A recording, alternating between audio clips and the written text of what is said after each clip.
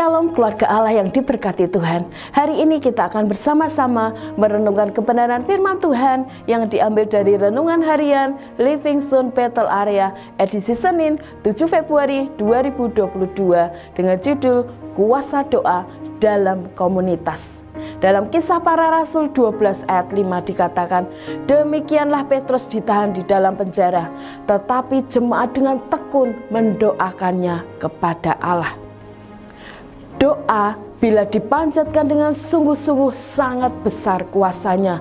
Apalagi jika jemaat dalam satu komunitas berdoa dengan tekun, maka kuasa Tuhan akan nyata dan mujizat Tuhan dapat terjadi. Mari kita perhatikan dalam Kisah Para Rasul 12, di mana waktu itu kisah ini terjadi, orang-orang percaya mengalami aniaya yang luar biasa dari Raja Herodes. Ia menangkap dan memberi perintah untuk membunuh Yakobus saudara Yohanes dengan pedang. Tindakan Herodes semakin menjadi-jadi karena apa yang dia lakukan menyenangkan hati orang Yahudi yang tidak senang dengan kekristenan. Pada saat itu, Petrus juga ditangkap dan dipenjarakan dengan penjagaan yang sangat ketat.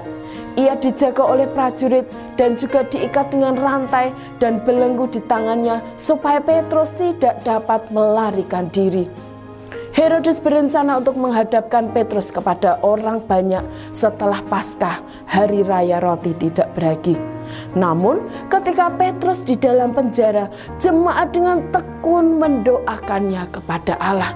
Saat doa dipanjatkan oleh orang-orang percaya secara bersama-sama dalam komunitas, maka mujizat terjadi, yaitu tiba-tiba berdiri seorang malaikat Tuhan dekat Petrus dengan cahaya yang bersinar dalam ruang itu. Malaikat itu menepuk Petrus dan berkata, bangunlah segera. Seketika itu juga terlepaslah rantai yang ada di tangan Petrus.